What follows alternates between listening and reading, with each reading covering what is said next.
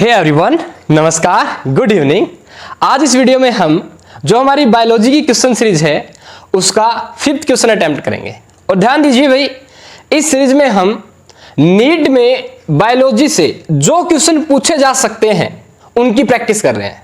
मैं आपको properly NCERT से पार्टिकुलर पेज की लाइनिंग आपको स्पेशली यहां रिवाइज करवा रहा हूं, जिससे डायरेक्ट आपके एग्जाम में क्वेश्चन उठ के आएगा। ठीक है, वो लाइनें जिनसे क्वेश्चन आ चुका है वो भी आपके सामने आएंगी और जिनसे क्वेश्चन बन सकता है वो भी आपके सामने आएगा।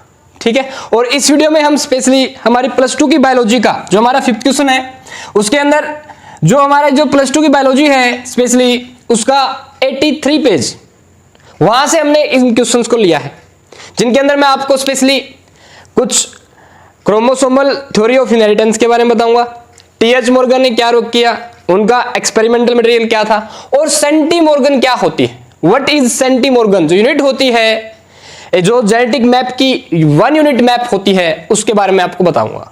ठीक है, तो चलिए भाई स्टार्ट करते हैं। हमारा 5th क्वेश्चन क्या है, देखिए पहला क्वेश्चन आप लोगों के लिए जिसका आपको आंसर देना चाहिए क्या है, who argued that the pairing and separation of a pair of chromosome, की पेयरिंग होना या अलग होना क्रोमोसोम्स का वुड लीड करेगा सेग्रीगेशन, अलग होना of a pair of factor they carried.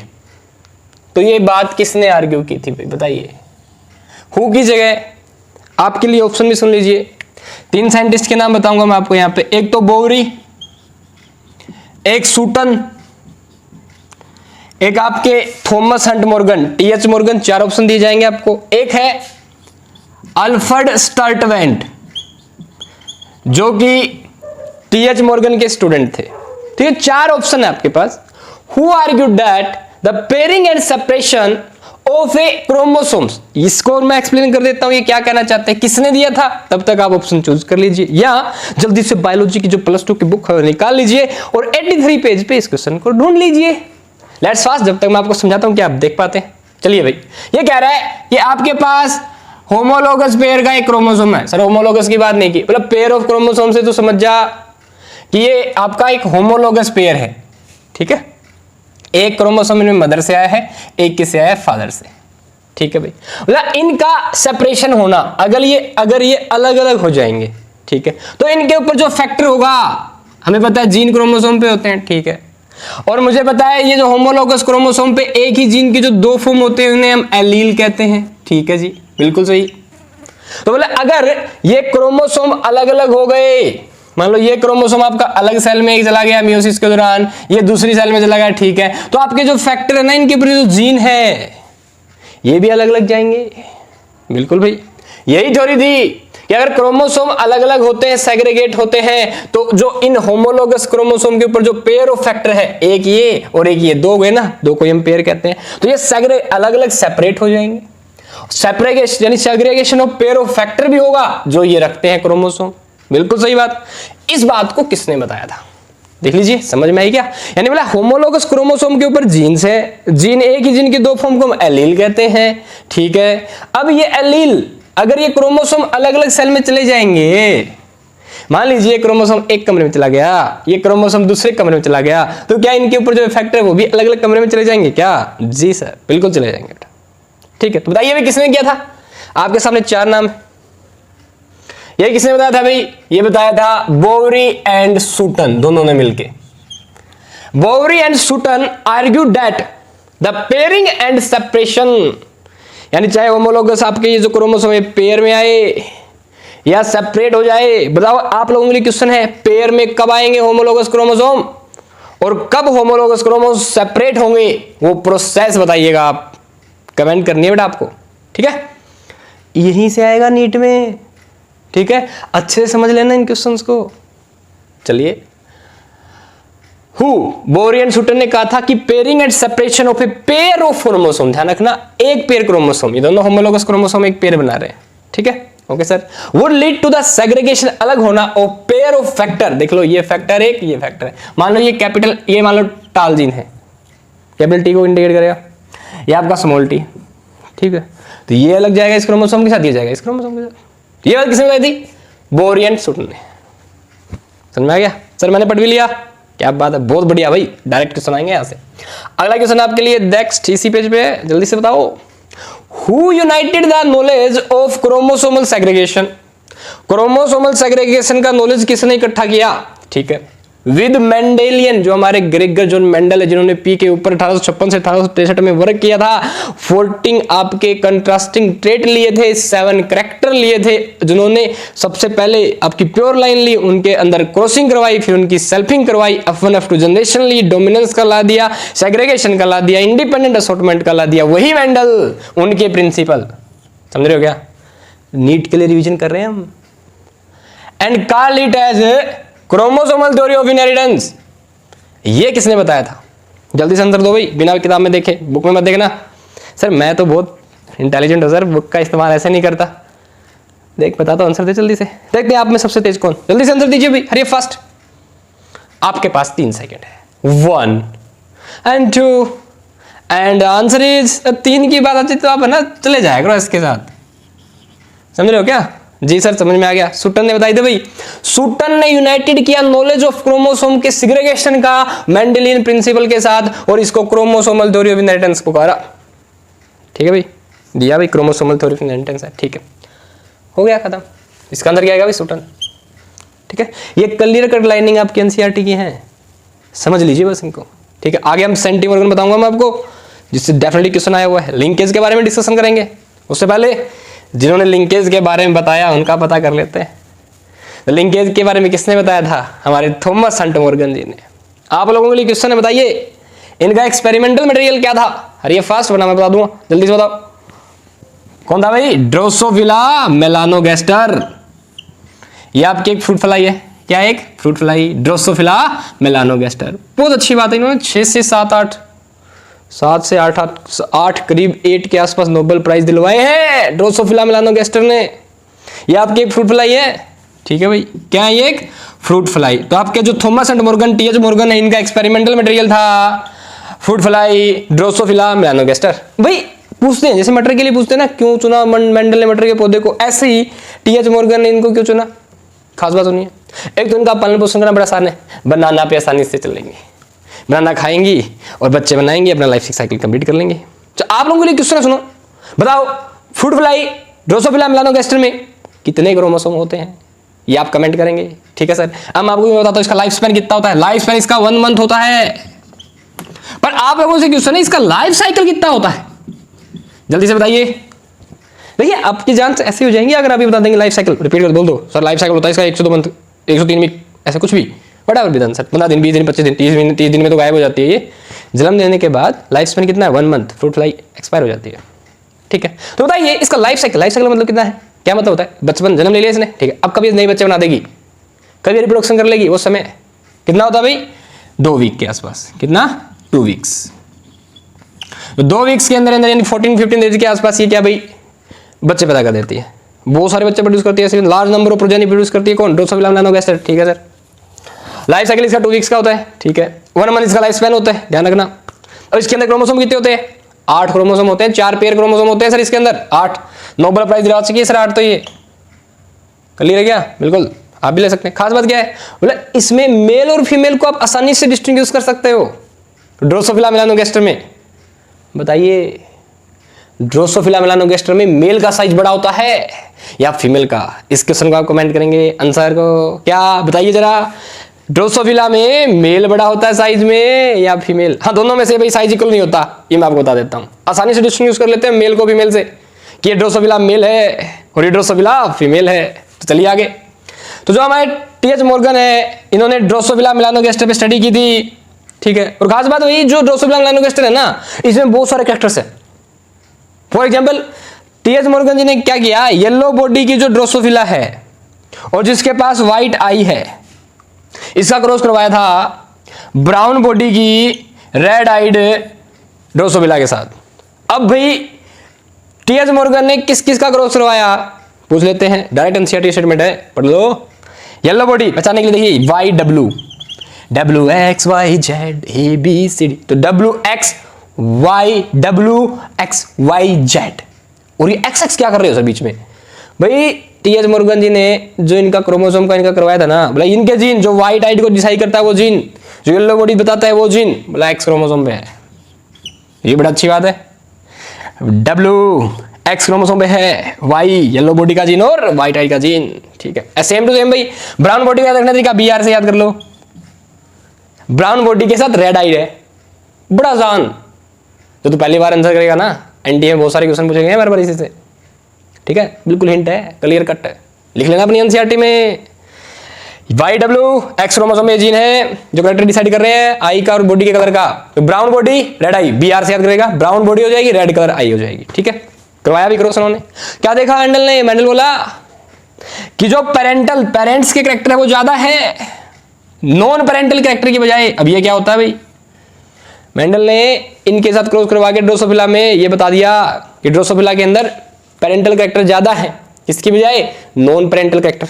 ये क्या मतलब? हमने सुना होगा ना, कई बार देखा होगा आपने कि जो बच्चा है बिल्कुल अपने पिता पे गया है, अपने पापा पे गया है, इसकी आंखें इसके पापा से मिलती हैं, इसके होठ इसकी मम्मी से मिलते हैं। लाइक सुना ना ऐसा? तो ये जो करेक्टर है ना, जिसमें जो नई प्रोजेनी है वो डायरेक्ट अपने पेरेंट्स से मिलती हैं। जितनी ज्यादा मिलेंगी तो पेरेंटल करेक्टर तो नहीं क्या होंगे, ज्यादा हूबहू अपने पापा की कॉपी है भाई। ऐसा सुना होगा आप लोगों ने। तो सेम इसका मतलब क्या, उसमें पेरेंटल कैरेक्टर ज्यादा है, उसके माता पिता के जितने ज्यादा कैरेक्टर हैं, इसका मतलब वो कैरेक्टर क्या कहलाते हैं? Parental character. अब नॉन पेरेंटल कैरेक्टर भाई वो कैरेक्टर जो पेरेंट्स में नहीं है। ओहो, इसकी तो जो मूछें दाढ़ी, बच्चों में मूछें कहाँ से आ गई? सही, इनके जो होठ है, इसकी जो आंखें, ये तो इसकी नानी पे गई है, ये तो इसकी बुआ पे गई। जो एक्चुअल में जो पेरेंट है उनके बजाय किसी और पे या नए मिलते हो पेरेंट्स से, उन्हें क्या कहेंगे? Non parental character. ठीक है, अब सुनो भाई, मतलब पेरेंटल कैरेक्टर कब आते हैं और नॉन पेरेंटल कैरेक्टर कब आते हैं? देखिए, वेरिएशंस आने का रीजन होता है म्यूटेशन, और इसी से आपका लीड होगा क्या? इवोल्यूशन। तो म्यूटेशन से ही क्या होगा? इवोल्यूशन होगा। या रिकम्बिनेशन, सेक्सुअल मैकेनिज्म, मियोसिस, जिसके कारण क्रॉसिंग ओवर होती है, रिकम्बिनेशन होता है पैकाइटिन स्टेज में मियोसिस 1 की, जो प्रोफेज 1 होती है उसके अंदर जो रिकम्बिनेशन होता है। अगर रिकम्बिनेशन जितना ज्यादा होगा उतने ज्यादा क्या आएंगे? नॉन पेरेंटल कैरेक्टर, उतनी ज्यादा अलग वेरिएशन आएंगी, माता पिता से बच्चे के गुणधर्म अलग अलग होंगे। अगर क्या हुई? रिकम्बिनेशन हो गया, क्रॉसिंग ओवर होगी तो। ठीक है, पेरेंटल कैरेक्टर का मतलब जितने जीन पेरेंट्स में है ऐसे कैसे हूबहू पेरेंट्स बच्चे में चले जाएं भाई, जो जीन है बिना माँ बाप के एक्सचेंज हुए। सुनिएगा, ये आपका मदर का क्रोमोसोम, ये मान लीजिए फादर का क्रोमोसोम, होमोलोगस क्रोमोसोम है, और होमोलोगस क्रोमोसोम के बीच ही क्या होती है? क्रॉसिंग ओवर, यानी ये वाले जो यहाँ पे जीन थे इसके पास ले जाते हैं, इस वाले जीन यहाँ से ले जाते हैं। अब माँ के पास, माँ के जो क्रोमोसोम था उसके पास पापा का क्रोमोसोम का थोड़ा सा पार्ट आ गया, जिसके कारण अब ये जीन यहाँ पे जो जीन होंगे इसके साथ मिलकर नया कैरेक्टर प्रोवाइड कर देंगे, जिसके कारण वेरिएशन आ जाएंगी, और वेरिएशन आ गई तो इवोल्यूशन होगा। ठीक है, और वो पेरेंट कैरेक्टर कैसे होंगे? नॉन पेरेंटल, दोनों के मिक्स हो जाएंगे कैरेक्टर। तो ऐसी कहानी क्रॉसिंग ओवर रिकम्बिनेशन। बताइए, मियोसिस 1 की, प्रोफेज 1 की कौन सी स्टेज में होती है? पैकाइटिन में होती है। ठीक है, क्रॉसिंग ओवर रिकम्बिनेशन एंजाइम की प्रेजेंस में। डन है सर? तो जैसे ही क्रॉसिंग ओवर होगी तो आपका नॉन पेरेंटल कैरेक्टर ज्यादा आएंगे और पेरेंटल कैरेक्टर क्या आएंगे? कम। पर अगर क्रॉसिंग ओवर नहीं हुई तो क्या होता है? बोले अगर जीन जो इस क्रोमोसोम पे है वो पास पास हो और सेम टू सेम यही जीन आगे ट्रांसफर हो जाए, बच्चे में प्रोजेनी के अंदर चले जाए, ठीक है, तो क्या होगा? पेरेंटल कैरेक्टर क्या आएंगे? ज्यादा। और इस टर्म को जिसमें जीन फिजिकली पास पास रहे, ध्यान रखना, टर्म फिजिकली पास पास होंगे। फिजिकली अगर जीन पास पास है तो इस टर्म के लिए हम, इस कंडीशन के लिए हम टर्म इस्तेमाल करते हैं लिंकेज, जो हमारे किसने बताई भाई? टीएच मॉर्गन ने। किसने बताई थी? टीएच मॉर्गन ने। क्या टर्म बताई थी? लिंकेज। बोले जो जीन पास पास होंगे और पास पास होने वाले जीन जब नेक्स्ट प्रोजेनी में जाएंगे तो वो पेरेंटल कैरेक्टर ज्यादा शो करेंगे। ये बात बताई थी किसने? टीएच मॉर्गन ने। और उन्होंने नहीं भाई, जैसे ये लिंकेज आ गया तो इसका मतलब जो आपके जीन्स हैं वो अलग अलग सेग्रीगेट इंडिपेंडेंटली असॉर्ट नहीं होंगे, क्योंकि अब वो कहां रहने लग जाएंगे? पास पास। जो मेंडल का लॉ था, लॉ ऑफ इंडिपेंडेंट असॉर्टमेंट, जिसमें रेशियो आ रहा था 9:3:3:1, वो ये तब आ रहा था जब आपके जीन पास पास एक ही क्रोमोसोम पे ना हो। मेंडल बड़े सौभाग्यशाली थे जिन्होंने ये लॉ ऑफ इंडिपेंडेंट असॉर्टमेंट को सही प्रूव कर दिया, क्योंकि जिन्होंने पी को चुना था उसके अंदर जो क्रोमोसोम के ऊपर जीन थे वो अलग अलग क्रोमोसोम पे थे। जीन कहां थे? अलग अलग क्रोमोसोम पे, जिसके कारण उनका लॉ ऑफ इंडिपेंडेंट असॉर्टमेंट क्या हो गया? सही हो गया। 2 पेयर ऑफ कैरेक्टर्स के लिए उन्होंने ला दिया था लॉ ऑफ इंडिपेंडेंट असॉर्टमेंट। ठीक है सर, आप लोगों को मेंडल के लॉ ऑफ इंडिपेंडेंट असॉर्टमेंट का जीनोटाइप कमेंट करना है, ठीक है? जी सर कर देंगे सर, हमें पता है सर, 1 2 1 2 1 121 242 121 समथिंग होता है सर, बिल्कुल वही होता है।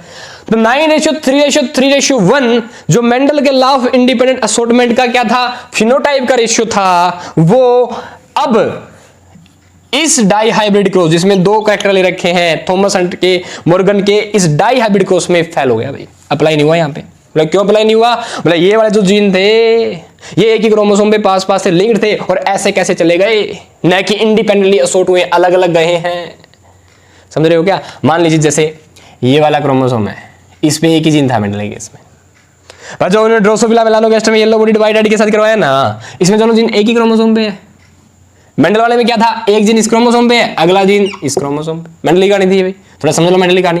हटा दूं यहाँ से थोड़ा सा, देखो मेंडल जी ने जो किया था ना एक्सपेरिमेंट, बोला एक क्रोमोसोम ये, दूसरा क्रोमोसोम ये, इसका होमोलोगस क्रोमोसोम ये, इसका होमोलोगस। मान लीजिए यहाँ पे ए है, ठीक है, दूसरे वाले में यहाँ पे बी है, लोकेशन चाहे कुछ भी हो सकती है, ठीक है।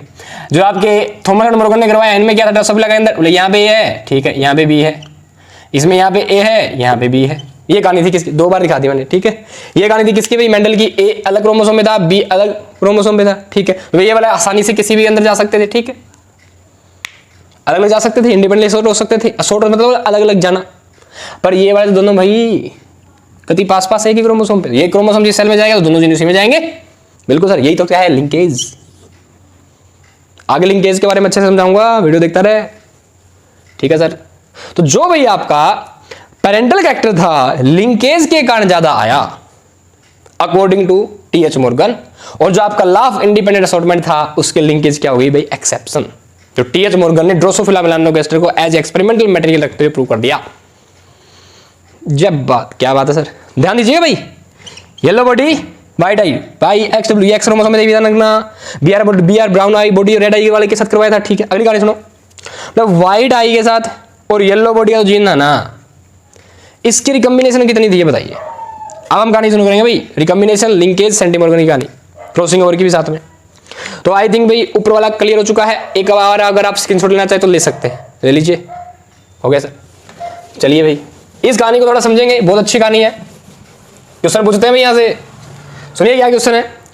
पहले ये बता दो, इसका आंसर दे देते हैं। मतलब व्हाइट आई और येलो बॉडी, ये वाला ये आपकी क्रोमेटिन, क्योंकि हमें पता है भाई एस स्टेज में जब आपकी पैकेटिन प्रोफेज 1 में जो आपके क्या हो रहे हैं, क्रोमोसोम क्या करेंगे, आगे एक्सचेंज करेंगे।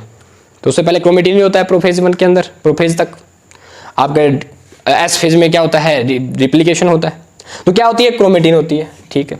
प्रोफेज के बाद प्रोफेज तक आ जाते हैं, कंडेंस हो गए, मेटाफेज में जाके आगे क्या बनाएंगे भी, क्रोमोसोम बनाएंगे।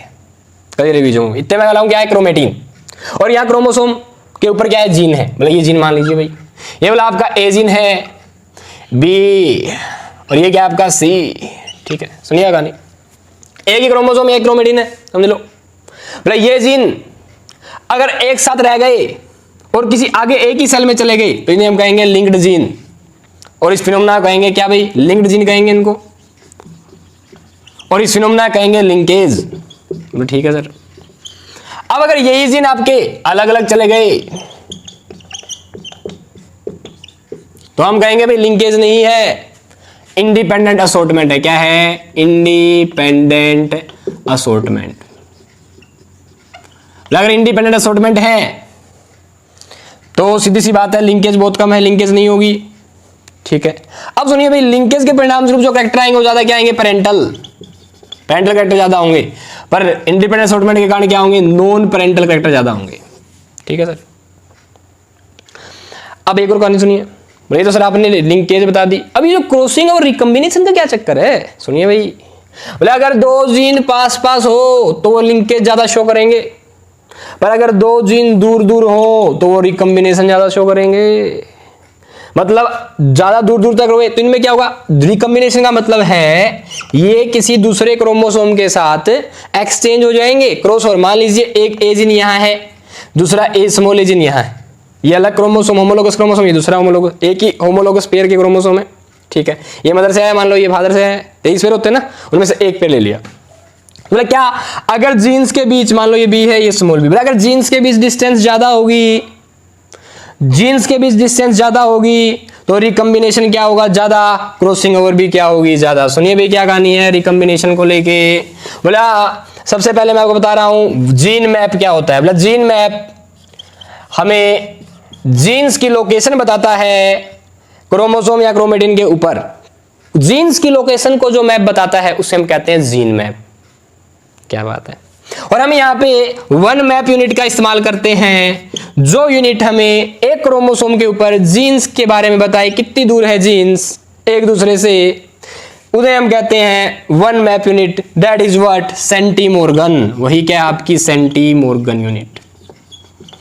ठीक है भाई, मोर्गन नाम बड़ा है, क्या शॉर्ट में क्या लिखते हैं इसको, सेंटीमोर्गन छोटे में लिखेंगे भाई, सेंटीमोर्गन कैसे दिखाते हैं, सी छोटा एम बड़ा।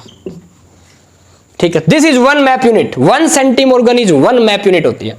ठीक है, जो क्रोमोसोम के ऊपर जीन्स की डिस्टेंस के बारे में बताती है कि जीन्स कितनी दूर है। एक्चुअली में डिस्टेंस नहीं बल्कि फ्रीक्वेंसी ऑफ क्रोमोसोम के बारे में बताती है। समझ रहे हो कि मैं कहता हूं प्रॉपर डिस्टेंस नहीं, ये जो आपका जीन है वो इससे कितनी दूर मिलेगा, इसके बार बार रिपीट होने की क्या प्रोबेबिलिटी हो सकती है, संभावनाएं बताती है। एक्चुअल में ये जीन है कितना दूर है, इसके दूर होने की इतनी संभावनाएं हो सकती हैं। समझ रहे हो, आप समझ सकते हैं नॉर्मल भाषा में कि डिस्टेंस बता रही है। ठीक है, तो हाँ भाई, जो आपकी वन मैप यूनिट होती है इसे हम सेंटीमोर्गन कहते हैं, जो ये बताती है भाई, अगर किसी ने कह दिया 1 सेंटीमोर्गन, मतलब इसका मतलब है 1% रिकम्बिनेशन हुआ है, इसका मतलब है 1% क्रॉसिंग ओवर हुई है। क्या मतलब अभी 1 सेंटीमोर्गन का, 1 सेंटीमोर्गन इसके इक्वल है कि 1% रिकम्बिनेशन हुआ है या 1% क्रॉसिंग ओवर हुई है। अब आपको कोई कहते 10 सेंटीमोर्गन, इसका मतलब बताइए क्या होगा, इसका मतलब है 10% रिकम्बिनेशन हुआ है या 10% क्रॉसिंग ओवर हुई है। क्लियर है क्या भाई। अब सुनिएगा, बोला अगर दो जीन्स के बीच डिस्टेंस ज्यादा है तो रिकम्बिनेशन ज्यादा होगी, क्रॉसिंग ओवर ज्यादा होगी और लिंकेज क्या होगी, कम। दो जीन अगर पास पास हैं तो उनके बीच लिंकेज ज्यादा होगी, क्रॉसिंग ओवर कम होगी, रिकम्बिनेशन कम होगा। लेकिन जो आपकी सेंटीमोर्गन ये बताती है कि जितनी दूर डिस्टेंस होगी क्रॉसिंग ओवर उतना ही ज्यादा होगा। तो एक प्रकार से रिकम्बिनेशन की बताती है भाई, ये किसमें रिकम्बिनेशन ज्यादा होगा, जिसके बीच डिस्टेंस ज्यादा होगी सेंटीमोर्गन ज्यादा होगा, ज्यादा सेंटीमोर्गन ज्यादा रिकम्बिनेशन को बताएगा। आप ये समझ सकते हैं भाई। ठीक है, फॉर एग्जाम्पल मैंने बोला ए और सी के बीच ज्यादा लिंकेज होगी या रिकम्बिनेशन होगा, दैट इज रिकम्बिनेशन यानी क्रॉसिंग ओवर। इनके बीच की डिस्टेंस क्या है, ज्यादा। मैंने कह दिया ए और सी के बीच 80% रिकम्बिनेशन है, यहां 80 सेंटीमोर्गन दूर है। ये कौन, ए और सी, कितने भाई, 80 सेंटीमोर्गन। भाई 1 सेंटीमोर्गन का 1% है तो 80 सेंटीमीटर कितना हो गया, 80%। समझ आ रही है बात, बिल्कुल। तो 80% दूर है ये, 80 सेंटीमोर्गन का मतलब 80% क्रॉसिंग ओवर होगा। क्या मतलब है, ए और सी के बीच कितना क्रॉसिंग ओवर होगा, 80%। मैं कह दूं ए और बी 20 सेंटीमोर्गन पे है तो बताइए बी और ए के बीच कितना क्या होगा, क्रॉसिंग ओवर होगा, 20% क्रॉसिंग ओवर होगा। मैंने कह दिया बी और सी 60 सेंटीमोर्गन दूर है, एम बड़ा, सेंटी का सी छोटा होता है, एम बड़ा आएगा। ठीक है, और ये यूनिट भाई मोर्गन जी के नाम के ऊपर, उनके सम्मान में उनके स्टूडेंट ने रखी थी। बल्कि ध्यान रखिए, ये जो जेनेटिक मैप था ये उनके स्टूडेंट अल्फ्रेड स्टर्टवेंट ने बताया था और अपने गुरुदेव के नाम के ऊपर उन्होंने उनके सम्मान को लेके, उनके सम्मान के हिसाब से उन्होंने इस यूनिट का नाम रख दिया मोर्गन, सेंटीमोर्गन। ठीक है, और जहां पे ये सेंटी शब्द है काफी इंपॉर्टेंस रखता है, ध्यान रखिएगा। हाँ भाई, क्या कहानी है, पर जो आपका एसी के बीच डिस्टेंस 80 सेंटीमोर्गन है तो 80% रिकम्बिनेशन या 80% क्रॉसिंग ओवर होगा, एक ही बात है। और इसका मतलब जो क्रॉसिंग ओवर है वो लेंथ के क्या है, डायरेक्टली प्रोपोर्शनल। ध्यान रखना, जितनी ज्यादा डिस्टेंस होगी डिस्टेंस की डायरेक्शन होता है क्रॉसिंग ओवर, पर लिंकेज डिस्टेंस के क्या होती है, इनवर्सली प्रोपोर्शनल। यानी कि सेंटीमोर्गन डिस्टेंस जितनी ज्यादा होगी, सेंटीमोर्गन जितना नंबर में ज्यादा होगा, लिंकेज उतना ही क्या होगा, कम। क्लियर है, लिंकेज जितना ज्यादा होगा सेंटीमोर्गन उतना ही क्या होगा, कम। समझ रहे हो कहानी, बिल्कुल सर। तो ए और बी के बीच कितनी परसेंट है भाई, मैंने कह दिया 20 सेंटीमोर्गन है तो क्रॉसिंग ओवर कितना होगा, 20%। बी और सी के बीच 60%। अब मुझे बताओ ए और सी के बीच रिकम्बिनेशन ज्यादा है या बी और सी के बीच। Hurry fast and give answer, comment करना, जल्दी से कमेंट कीजिए, किसके बीच ज्यादा है, ए और सी के बीच सर रिकम्बिनेशन ज्यादा है। मतलब अगर रिकम्बिनेशन ज्यादा हुआ तो पेरेंटल कैरेक्टर ज्यादा होंगे या नॉन पेरेंटल, रिकम्बिनेशन में वेरिएशन आती है, एक्सचेंज हो जाता है क्रोमोसोम्स का, फ्रेगमेंट्स का, छोटे पार्ट्स का, जीन्स का चेंज हो जाता है, इसका मतलब वेरिएशंस आएंगे, मतलब नॉन पेरेंटल कैरेक्टर ज्यादा होंगे। जितनी ज्यादा ए और सी के बीच रिकम्बिनेशन क्या है भाई, ज्यादा है, किसके बजाय, बी और सी के बीच। ठीक है, या ए और बी के बीच। ठीक है, अब मैं पूछ लूं ए और बी के बीच रिकॉम्बिनेशन ज्यादा है या बी और सी के बीच? रिकॉम्बिनेशन ज्यादा किसके बीच होगा? बी और सी के बीच। लिंकेज ज्यादा किसके बीच होगी? ए और बी के बीच या बी और सी के बीच? ए और बी के बीच लिंकेज ज्यादा है। बी और सी के बीच क्रॉसिंग ओवर या रिकॉम्बिनेशन ज्यादा है, यानी लेंथ ज्यादा तो क्रॉसिंग ओवर ज्यादा, रिकॉम्बिनेशन ज्यादा। क्लियर है भाई? वेरिएशंस ज्यादा, नॉन पैरेंटल कैरेक्टर ज्यादा। बिल्कुल। अगर आपकी लिंकेज ज्यादा है, डिस्टेंस कम है तो लिंकेज ज्यादा, लिंकेज ज्यादा तो जीन्स आपस में पास पास रहेंगे, जीन अगर पास पास रहेंगे तो पैरेंटल कैरेक्टर ज्यादा। आई थिंक अब आपको ये 83 पेज क्लियर हो गया होगा यहां तक। जल्दी से बताओ, कमेंट कीजिए सर मेरा 83 पेज क्लियर है। अगर क्वेश्चन आ गया तुरंत आंसर दूंगा सर, ऐसे यूं। क्या बात है भाई? तो चलिए, होप्स आप लोगों को ये समझ में आ गया होगा। ठीक है, एक बार और समझ ले। 1 सेंटीमोरगन का मतलब होता है 1% रिकॉम्बिनेशन। ठीक है, 1% क्रॉसिंग ओवर। भाई ये क्वेश्चन आया था तो मैं 10% करके आया था, बड़ा धोखा लगा। 2 ही ऑप्शन छोड़े थे मैंने, बोला कि 1% या 10%, इन दोनों में लग रहा था। फिर सोचा यार 1 सेंटी है तो क्या पता 10% हो, ऐसे पता पड़ा नहीं था तब तक। तो 1 सेंटीमोरगन जो आपका होता है ये 1% रिकॉम्बिनेशन को बताता है या 1% क्रॉस ओवर। ठीक है, ध्यान रखिएगा। ओके, हमारा क्वेश्चन क्या था? बोलो सर कहाँ चले गए? बेटा ऐसा कंसेप्ट मैंने तुम्हें समझा दिया जहां बहुत ज्यादा कंफ्यूजन होता है, जहां से क्वेश्चन पूछते हैं आपसे। ठीक है, होप सो आप लोगों को क्लियर हो गया होगा। मतलब क्लियर तो हो गया पर यहाँ पे थोड़ा अटपटा सा हो गया, इसको एक साथ बता देना। देखा, तेरी बात पढ़ ली, तेरे मन की आवाज पढ़ ली मैंने, तो सुन लो अभी बताता हूं आपको। पहले ये देख लो, मतलब व्हाइट आई येलो बॉडी, व्हाइट आई येलो बॉडी के बीच, यानी व्हाइट आई का तो जीन है, व्हाइट आई का जीन W बोल दिया मैंने, येलो बॉडी का जीन Y बोल दिया। बोला इनके बीच रिकॉम्बिनेशन कितनी होती है? जल्दी से बताओ भाई, कितनी रिकॉम्बिनेशन होती है? That is sir 1.3%। बहुत कम है। इसका मतलब ये जीन पास पास हैं या दूर दूर हैं? जल्दी से बताओ। वैसे अगर रिकॉम्बिनेशन कम है, इसका मतलब रिकॉम्बिनेशन कितनी परसेंट नहीं है?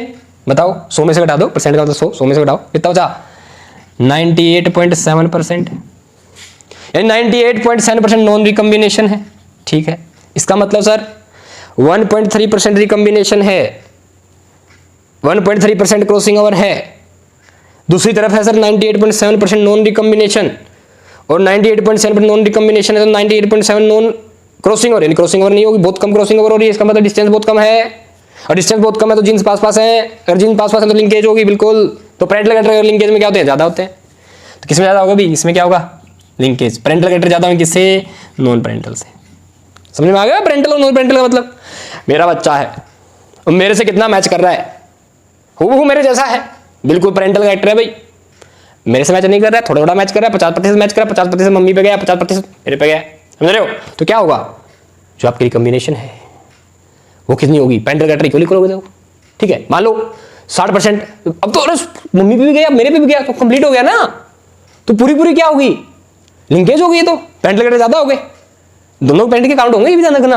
अब मान लीजिए बाई चांस दादा पे चला जाए, 40% ज्यादा, कुछ प्रतिशत, यानी कि कुछ कैरेक्टर चेहरे से देखे, नाक दादा से मिल रही है, ठीक है, आंखें दादी से मिल रही है, लाइक ऐसे कैरेक्टर की नॉन पैरेंटल कैरेक्टर ज्यादा है। समझ रहे हो क्या? That's all. क्या तो आपकी जो अब यहां पे क्या है, जो पैरेंटल कैरेक्टर है रिकॉम्बिनेशन इतना कम होगा, पैरेंटल कैरेक्टर उतने ज्यादा होंगे, लिंकेज क्या ज्यादा। क्लियर है क्या भाई? ठीक है सर। और नॉन पैरेंटल कैरेक्टर कितने हैं? 90। ओ नॉन रिकॉम्बिनेशन कितनी है? 98.7%, यानी कि परसेंटेज पैरेंटल कैरेक्टर कितने होंगे? 98.7%। और 1.3% क्या है? नॉन पैरेंटल कैरेक्टर, यानी लिंकेज कितनी है? 98.7%। किस किसके बीच? व्हाइट आई येलो बॉडीड, इनके बीच। इसका मतलब ये जीन बहुत पास पास होंगे, यस, YW पास पास होंगे। ठीक है, क्योंकि इनके अंदर रिकॉम्बिनेशन बहुत कम है, यानी लिंकेज बहुत ज्यादा है। ठीक है, व्हाइट आई और मिनिएचर विंग के बीच देखते हैं तो जो रिकॉम्बिनेशन है वो आती है 37.2%। क्या है भाई? रिकॉम्बिनेशन। इसका मतलब 37.2% recombination, 37.2% crossing over, 37.2 centimetre centimorgan distance. क्या बात है सर। नॉन पैरेंटल कैरेक्टर ज्यादा होंगे, नॉन पैरेंटल? सर कैरेक्टर तो पैरेंटल ही ज्यादा होंगे इसमें भी, क्योंकि रिकॉम्बिनेशन 50% थोड़ी ना है। समझ रहे हो? तो जो आपका पैरेंटल कैरेक्टर है इसमें भी क्या अभी ज्यादा, किससे? नॉन पैरेंटल से। अब मुझे ये बताओ इसके अंदर लिंकेज कितने प्रतिशत है, पूछ ले तो आपसे। घटाओ भाई 37.2 में से घटाओ, कितने प्रतिशत चांस है पास रहने के, कितना हो गया 68, 3 करते 67.8%, 67.8% क्या है भाई, नॉन रिकम्बिनेशन। तो नॉन रिकम्बिनेशन 67.8% है, जिसका मतलब ये है कि नॉन पेरेंटल कैरेक्टर जो आपके पेरेंटल कैरेक्टर, ये तो सुनना, नॉन रिकम्बिनेशन का मतलब है पेरेंटल कैरेक्टर का ज्यादा होना, रिकम्बिनेशन क्रॉसिंग और वेरिएशन कम आई है पेरेंट्स की बजाय। समझ पा रहे हो कहानी, बहुत इंपॉर्टेंट, अभी ध्यान से समझिए, एक बार वो सुन ले, अच्छे से सुन ले। जो व्हाइट आइड है, मिनिएचर विंग है, इनके बीच की डिस्टेंस 37.2 सेंटीमोर्गन या 37.2% रिकम्बिनेशन है इनके बीच। यस, इसका मतलब 37.2 यानी इनके बीच 37.2 डिस्टेंस ज्यादा है इसकी बजाय अगर मैं इनके बीच कंपेयर करूं। यानी कि जो आपका मिनिएचर का अगर मैं एम बोल दूं, व्हाइट आई का मैं डब्ल्यू बोल दूं, तो बताओ एम और डब्ल्यू जीन के बीच डिस्टेंस ज्यादा होगी किसकी बजाय, वाई और डब्ल्यू के बीच। बिल्कुल, बोले अगर आपके Y और W मान लीजिए क्रोमेटिन है, Y और W, यहाँ पे Y है यहाँ पे W है, तो ध्यान दीजिए W और M, बोला इसके बीच अगर ये है तो W और M इतनी दूर होगा। क्लियर है, डिस्टेंस ज्यादा, रिकम्बिनेशन ज्यादा, क्रॉसिंग और ज्यादा, दैट्स ऑल। तो ये याद रखना है, व्हाइट आई मिनिएचर WM से याद रख लेना भाई, और 37.2% है।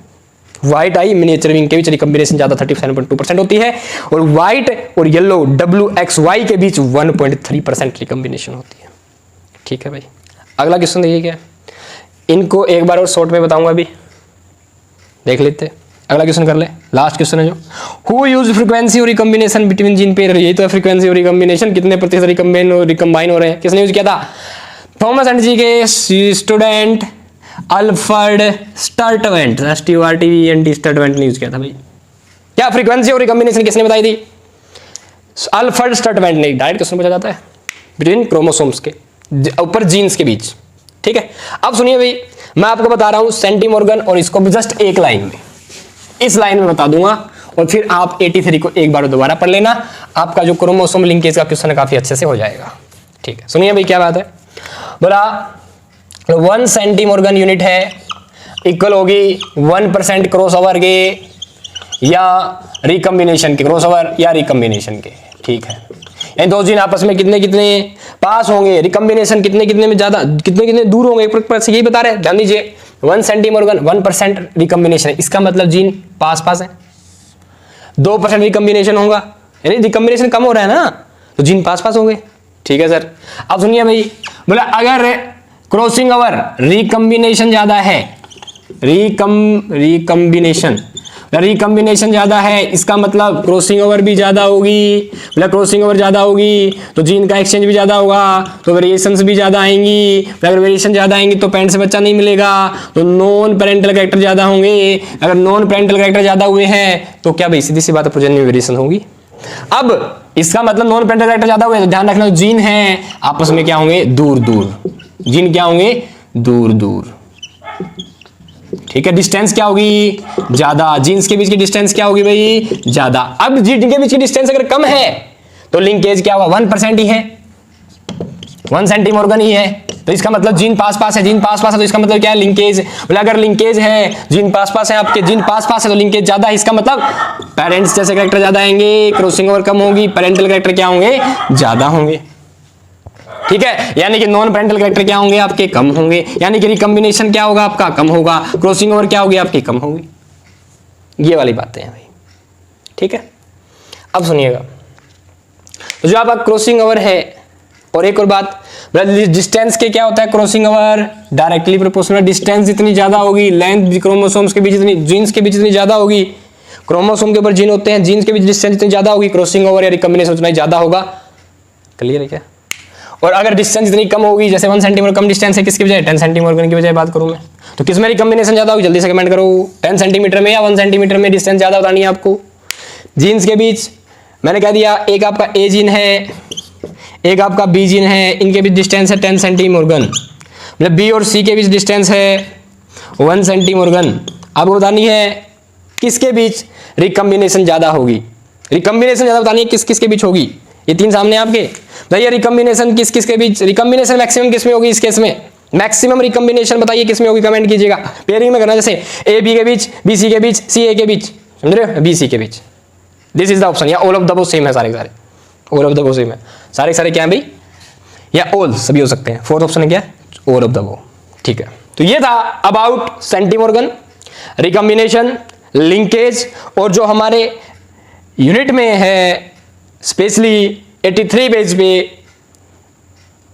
Cross between yellow eye and white eye and yellow body के बीच, white eye and miniature wing के बीच, yellow body and white eye के बीच क्रॉस और किसके करवाया था, ब्राउन बॉडी और रेड आई। ये ध्यान रखना भाई, ये आपका डाई हाइब्रिड क्रॉस करवाया था टीएच मॉर्गन ने, जिसके थ्रू उन्होंने क्या साबित किया था, लिंकेज और इंडिपेंडेंट असॉर्टमेंट की एक्सेप्शन।